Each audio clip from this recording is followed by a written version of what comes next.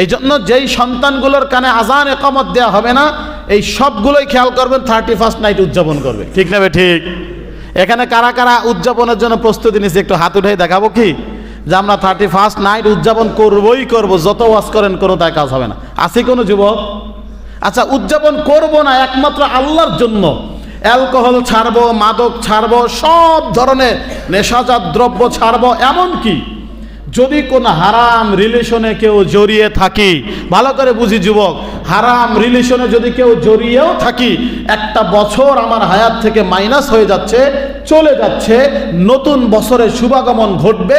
আমি ইনশাআল্লাহ প্রতিজ্ঞাবদ্ধ হতে চাই এই বছরে আর কোনো হারাম সম্পর্কে জড়াবো না, আর কোনো ধরনের মাদককে স্পর্শ করব না, আর কোনোদিন কোনো মানুষকে কষ্ট দিব না, কোনো অন্যায় কাজে জড়িত হব না। রাজি আছি তো ইনশাআল্লাহ? কারা কারা রাজি আছে একটু হাত উঁচু করে দেখাই তো ইনশাআল্লাহ।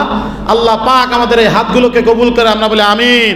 আল্লাহ হাসরের মাঠে এই হাতগুলো যখন সাক্ষী দিবে, আমাদের পক্ষে যেন সাক্ষী দেয়, কবুল করে, আমরা বলি আমিন। হাত নিচু করেন। এই 31st নাইট উদযাপন, এটা না আছে রাষ্ট্রের কোনো উপকার, না আছে কোনো ব্যক্তির উপকার, না আছে দুনিয়ার উপকার, শুধুমাত্র শয়তানের উপকার। কার উপকার? শুধুমাত্র যারা ইসলাম বিদ্বেষী, যারা হারাম সম্পর্কে জড়ানোর জন্য মুসলিম সমাজকে উদ্বুদ্ধ করে, যারা মুসলিম সমাজে জেনা, ব্যভিচার, জুয়া, মদ এগুলোর সয়লাভ ঘটে চায়, শুধুমাত্র তাদের ফায়দা। মুসলিম যুবকের চরিত্র নষ্ট, ঈমান নষ্ট, আমল নষ্ট। আল্লাহ মাফ করুক, যদি কোনো ব্যক্তি কোনোভাবে এই অ্যালকোহল গ্রহণ করার পরে, এই নেশাজাতীয় দ্রব্য গ্রহণ করার পরে মারা যায়, নিঃসন্দেহে বেঈমান হয়ে মারা যাবে। আল্লাহ হেফাজত করে, আমরা বলি আমিন। প্রিয় ভাইরা, এই জন্য প্রথম কাজ হচ্ছে সন্তান ভূমিষ্ঠ হওয়ার পরে কি করা? আজান দেয়া। আজান দিবেন তো আল্লাহ পাক এই আজানের বরকতে সন্তানকে হেফাজত করবেন।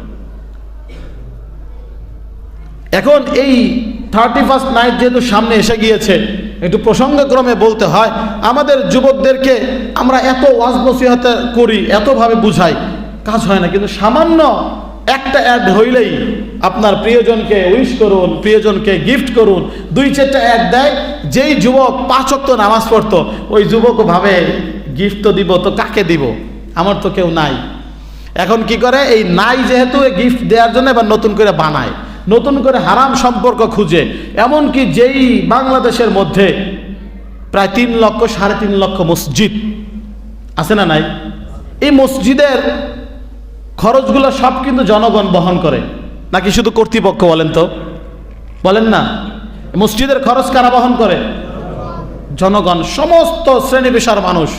এখানে এই মসজিদ নির্মাণের ক্ষেত্রে দেখা যাবে একজন কৃষক, দিনমজুর, খেটে খাওয়া মানুষ, একজন সরকারি সচিব, উচ্চপদস্থ কর্মকর্তা, নিম্নপদস্থ আমলা কর্মকর্তা যারা আছে, সবার সার্বিক সহযোগিতা কি হয়, এই দিনই মসজিদ মাদ্রাসাগুলো চালু থাকে। ঠিক না ঠিক? কিন্তু এই মানুষগুলো 31st নাইটের উপলক্ষে যখন একটা কনসার্ট হয়, সেখানে যেই পরিমাণ ইনভেস্টমেন্ট করতে চায়, সেখানে যেই পরিমাণ বিনিয়োগ করে, খরচ করে, এর 10 ভাগের 1 ভাগও মাদ্রাসা মসজিদের জন্য করতে রাজি না। ঠিক না ঠিক? কথা বলেন না কেন?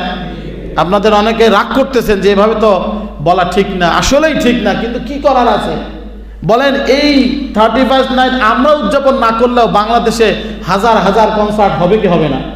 এই নায়ক, গায়ক, নর্তকীরা, নষ্টা ভ্রষ্টা ছেলে মেয়ে যারা আমাদের চরিত্র, আমাদের যুব সমাজকে ধ্বংস করার পায়তারা করছে, তারা কি বসে থাকবে? তাদের সিরিয়ালও পাবেন না। 3 লাখ, 2 লাখ, 4 লাখ টাকা দিয়ে কন্ট্যাক্ট করে তাদেরকে আগে রিজার্ভ করে রাখতে হয় যে অমুক জায়গায় ঐতিহাসিক কনসার্ট হবে, এবং এটার জন্য মাইকিং প্রচারণা করা হয়। ঠিক না ঠিক? অথচ এই মানুষগুলোর কাছে একটা মাহফিলের জন্য যাবেন, মসজিদের কালেকশনের জন্য যাবেন, একটা এতিমখানার দান অনুদানের জন্য যাবেন, একজন বিধবা নারীর সহায়তার জন্য যাবেন, একজন অসুস্থ মানুষের চিকিৎসার জন্য সাহায্যের জন্য যাবেন, তখন কয় পকেটে ভাঙতি নাই। আছে না নাই? মানে ভাঙতি বুঝেন? 2 টাকা, 5 টাকা, 7 টাকা, 10 টাকা এগুলো খুঁজে। অথচ কনসার্টের জন্য যদি দাওয়াত দেয়, স্যার আপনার কিন্তু দাওয়াত যেতেই হবে, বাবা আমার তো ডিউটি আছে, যেতে পারবো না। না পারলেও কয় টাকা বের করে? কথা কম না কেন? না পারলে 500 টাকার একটা নোট দেয়। ঠিক আছে বাবা, তোমরা করো, সমস্যা নাই, আমি আছি তোমাদের সাথে। বলে অন্যায় যে করে, অন্যায় যে সহযোগিতা করে, অন্যায়কে যে সাপোর্ট দেয়, সবাই কি এই যে মাঝে মাঝে আসামি ধরা পড়ে না? মনে করেন বাইক ছিনতাই করছে, তো যে ছিনতাই করছে, যে ছিনতাই উপকরণ দিছে, যে পাহারা দিছে, পুরা টিম শুদ্ধ একসাথে গ্রেফতার হয় না? কারণ কি, অন্যায়কারী, অন্যায় সহায়তাকারী সবাই সমান পাপী। এজন্য আমরা প্রতিজ্ঞাবদ্ধ হই, একটা বছর তো চলেই যাচ্ছে আমাদের জীবন থেকে, তাই না?